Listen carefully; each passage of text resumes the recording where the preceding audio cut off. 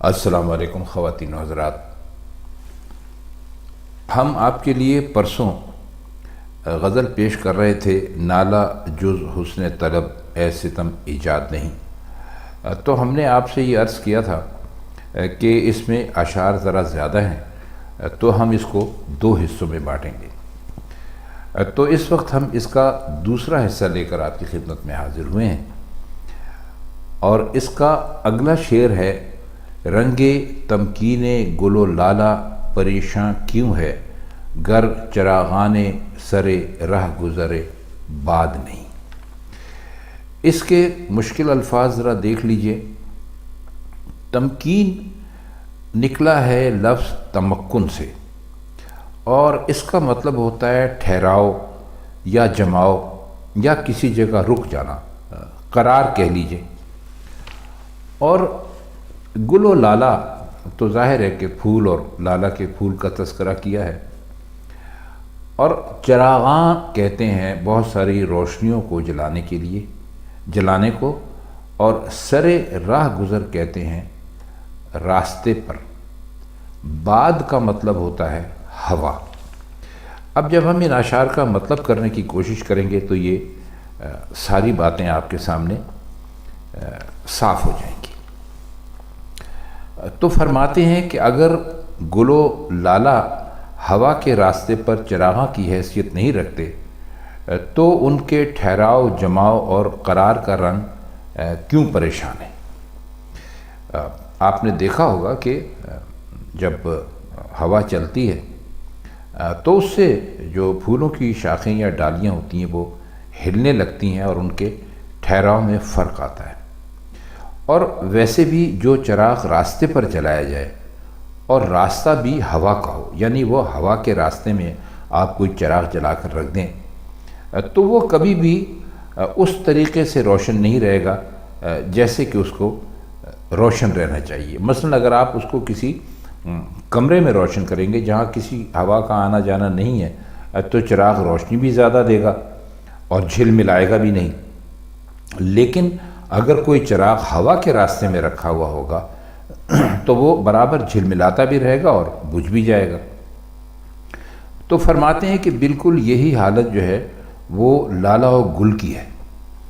उनकी हैसियत भी हवा के रास्ते के चिरागों की तरह है, वो भी जल्द बुझ जाने वाले हैं।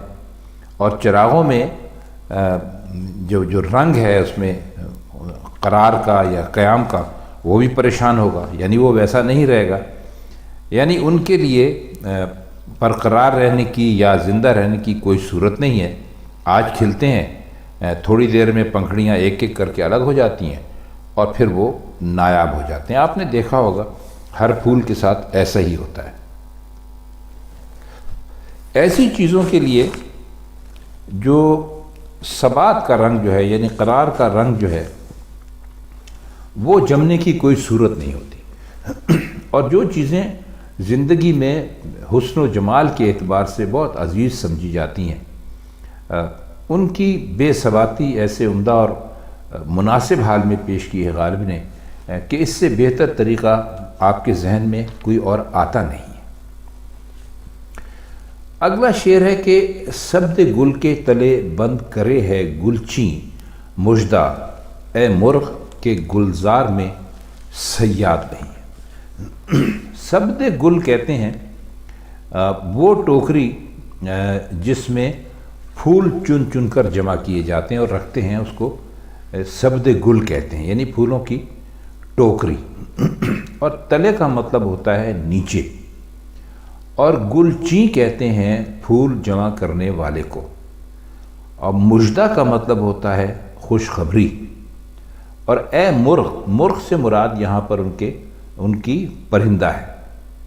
और गुलजार कहते हैं बागीचे को और सयाद कहते हैं शिकारी को। तो फरमाते हैं कि ए परिंदे, खुशखबरी हो कि गुलची यानी फूल चुनने वाला तुझे फूलों की टोकरी के नीचे बंद कर रहा है और बाग में कोई शिकारी इस वक्त मौजूद नहीं है। अब मुर्ग़ से मुराद बज़ाहिर बुलबुल है, क्योंकि अक्सर और बेशतर शोरा जो हैं वो باغ کے ساتھ بلبل کو ضرور لے کر آتے ہیں، اور پھولوں کی ٹوکری میں بند کرنے سے ایک تو یہ ہے کہ جو پنجرے کی سختیاں ہوتی ہیں وہ ختم ہو جاتی ہیں، اور دوم یہ کہ پھولوں سے نہ صرف قربت حاصل ہوتی ہے بلکہ بلبل کے ارد گرد پھول ہی پھول ہوں گے، جو صیاد جو پرندے کے لیے سب سے بڑی مصیبت ہے موجود نہیں ہے۔ اب جس صورتحال پر اس کا اطلاق نہایت موزوں طریق پر ہو سکتا ہے، بظاہر وہ مرزا کے سامنے نہیں تھی۔ مثلا انگریزوں کی حکومت کے آخری دور کو لے لیجئے، آزادی کا جذبہ بالکل عام ہو گیا تھا، اور انگریزوں کے لیے بر صغیر پہ یا ہندوستان پہ اطمینان سے مسلط رہنے کی کوئی صورت نہیں تھی، تو انہوں نے اصلاحات کا خاکہ تیار کیا اور اسے نافذ کر دیا۔ یہ یوں سمجھ لیجئے کہ پرندے کو سبد گل یعنی پھولوں کی ٹوکری کے نیچے بند کرنے کی صورت تھی، اور ظاہر یہ کیا گیا تھا کہ صیاد باغ سے نکل گیا، یعنی انگریز جو ہے وہ چلا گیا ہے، یا اس نے یہ صیادی کی جگہ گل چینی اختیار کر لی ہے، یعنی یہ پہلے کی طرح شکار نہیں کرتا اور اپنی قوت کے یعنی بل بوتے پر محکموں کو نہیں دباتا، صرف مالی فائدے اٹھاتا ہے، یعنی پھول چنتا ہے۔ تو ایسی صورتیں مختلف احوال میں مختلف مقامات پر پیش آئیں۔ تو یہ غالب کا شعر جو ہے اس کو آپ ایک طرح سے سیاسی ہی سمجھ لیجئے کہ اس میں انہوں نے سیاست اور اس کے جو مضمرات ہوتے ہیں یا سیاست کے جو اثرات ہوتے ہیں ان کے بارے میں انہوں نے بات کی ہے۔ آئیے اب اگلا شعر دیکھتے ہیں۔ نفی سے کرتی ہے اسبات تراوش گویا، وہی ہے جائے دہن اس کو دم ایجاد نہیں۔ اس میں لفظ آیا ہے نفی و اسبات۔ نفی کے معنی ہوتے ہیں نہیں، اور اسبات کے معنی ہوتے ہیں ہاں۔ آپ کو ہم یہ الفاظ اور ان کے معنی پہلے بھی کسی غزل کی شرح کے دوران بتلا چکے ہیں، بہرحال ایک مرتبہ پھر جان لینے میں کوئی حرج نہیں ہے۔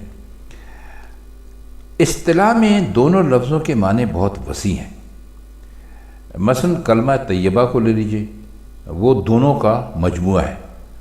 پہلے کلمہ نفی ہے، یعنی لا الہ، اس کا مطلب ہے کوئی معبود نہیں۔ پھر کلمہ اسبات ہے، یعنی الا اللہ، یعنی اللہ کے سوا۔ تو نفی اصطلاح تصوف میں اپنے آپ کو وجود حقیقی میں فنا کر دینے اور اس طرح اس وجود کا اثبات کرنے کو بھی کہتے ہیں۔ اکثر جو ذکر ہوتے ہیں اس میں ذکر نفی اور اسبات سے جو مقصود ہوتا ہے یا مقصد ہوتا ہے وہ کلمہ طیبہ کا ذکر ہوتا ہے۔ اور تراوش کہتے ہیں ٹپکنے کو، نکلنے کو، کسی چیز کے ٹپکنے یا نکلنے کو تراوش کہتے ہیں۔ تو فرماتے ہیں کہ جس طرح کلمہ توحید میں نفی سے اسبات کا ظہور ہوتا ہے، وہی کیفیت ہمارے محبوب میں موجود ہے۔ یعنی اللہ تعالیٰ نے تخلیق کے وقت اسے دہن تو دیا ہی نہیں۔ اب دہن سے مراد پھر دیکھیے ایک مرتبہ وہی ہے کہ شاعروں نے جیسے محبوب کی کہ حسن کا پیمانہ اس کی چھوٹی یا پتلی کمر کو قرار دیا، اور پھر دیتے دیتے انہوں نے کمر بالکل غائب ہی کر دی۔ تو اسی طرح وہ دہن کے بارے میں بھی شعراء نے محبوب کے دہن کو بالکل ختم ہی کر دیا۔ تو انہوں نے کہا کہ جی اللہ میاں نے جب ہمارے محبوب کو بنایا تو اس کا منہ بنایا ہی نہیں، دہن بنایا ہی نہیں، اور اس کی جگہ نہیں دے دی، یعنی وہ ہر بات پر انکار کرتا ہے، اور کلمہ نفی استعمال کرنا اس کی عادت ہے۔ تو اسی نفی سے ہم یہ اندازہ کر سکتے ہیں کہ اس کا دہن ہے، اور گویا نفی سے اسبات کا ظہور ہوتا ہے۔ اب بہت سارے لوگوں نے اعتراض کیا ہے کہ مرزا نے یہاں اسبات کو مؤنث استعمال کیا ہے، حالانکہ یہ مذکر ہے اور مرزا خود بھی کہہ گئے ہیں کہ وہ مصرع دیکھیے، ہر رنگ میں باہر کا اثبات چاہیے، لیکن جن الفاظ کی تذکیر اور تانیث جو ہوتی ہے وہ محض اعتباری ہوتی ہے، ان میں زیادہ مین میخ نکالنی نہیں چاہیے۔ تو سمجھتے ہیں کہ یوں سمجھ لیجئے کہ مرزا نے ایک مضمون پیدا کیا اور اثبات کرتا ہے، اگر وہ لاتے کہ اسباب کرتا ہے تو کرتا کا الف دب جاتا، اور مرزا نے خود یوسف سیاح کے نام خط میں لکھا ہے کہ جہاں الف دبتا ہے میرے کلیجے میں ایک تیر لگتا ہے، یعنی اس وجہ سے کرتا ہے کہ بجائے کرتی ہے لکھ دیا، اور اعتباری تذکیر اور تانیث میں اسے زیادہ قابل گرفت سمجھنا بھی نہیں چاہیے۔ مرزا کے شعر پر غور کیجئے، اور یہ باتیں جو ہم نے بیان کر دی ہیں آپ کے سامنے، دراصل کمرہ جماعت میں پڑھاتے ہوئے بہت سارے طلباء ہوتے ہیں کہ جو الجھن کا شکار ہوتے ہیں، اور وہ اس قسم کے اعتراضات جو ہیں وہ لے آتے ہیں، تو ان کو سمجھانا پڑتا ہے۔ تو یہی بات ہم نے یہاں پر یوں سمجھیے کہ ایک طرح سے آپ کے لیے بھی دہرا دی ہے۔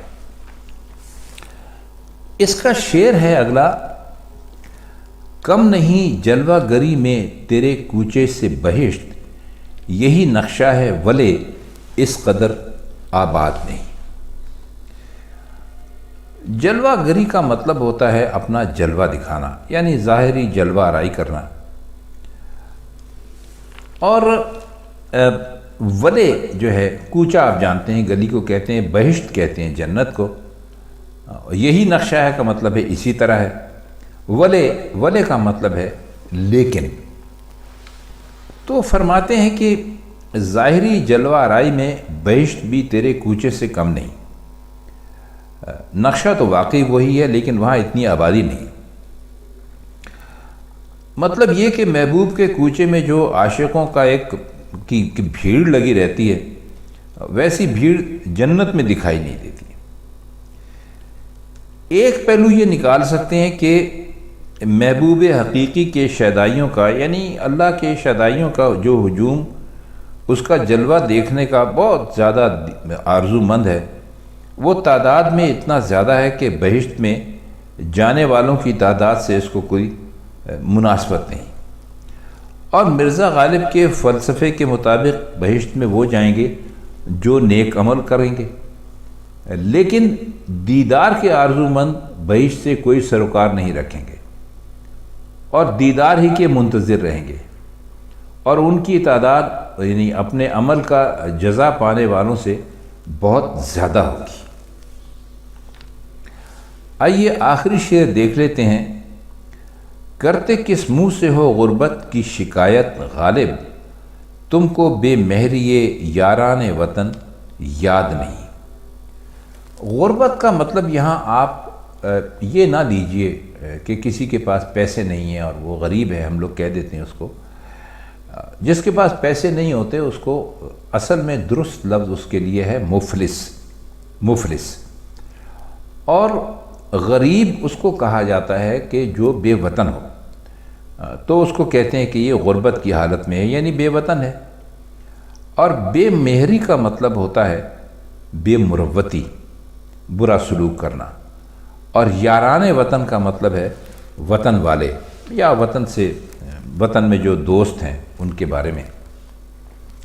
تو فرماتے ہیں کہ غالب تم کس منہ سے بے وطنی کی شکایت کر رہے ہو؟ کیا تمہیں یاد نہیں کہ وطن کے دوستوں نے، رشتہ داروں نے تمہارے ساتھ کس قدر برا سلوک کیا تھا، اور جو تمہاری عزت اور قدر ہونی چاہیے تھی اس کی تو ان کی نزدیک کوئی اہمیت ہی نہیں تھی۔ اب وطن سے محبت اہل وطن کی مہربانی، قدر شناسی اور ہمدردی کی بنا پر ہے۔ جہاں یہ چیزیں نہ ہوں وہاں وطن اور بے وطنی میں آپ جانتے ہیں کچھ فرق نہیں رہتا۔ تو مرزا غالب بھی بے وطنی کی شکایت اسی وجہ سے کہتے ہیں کہ بالکل بے جا ہے کہ یاران وطن سے بہت ہی بے مہری کے انتہائی صدمے اٹھا چکے ہیں۔ تو خواتین حضرات، یہ تھی مرزا غالب کی اس غزل کے بقایا اشعار کی کچھ تشریح جو ہم نے کرنے کی کوشش کی، تو یہ اس کا دوسرا حصہ ہے جو اب آپ سن رہے ہیں. تو انشاءاللہ اب آپ سے مرزا غالب کی کسی اور غزل کے ساتھ کسی اور محفل میں ملاقات ہوگی. تب تک کے لیے ہم چاہتے ہیں آپ سے اجازت. خدا حافظ.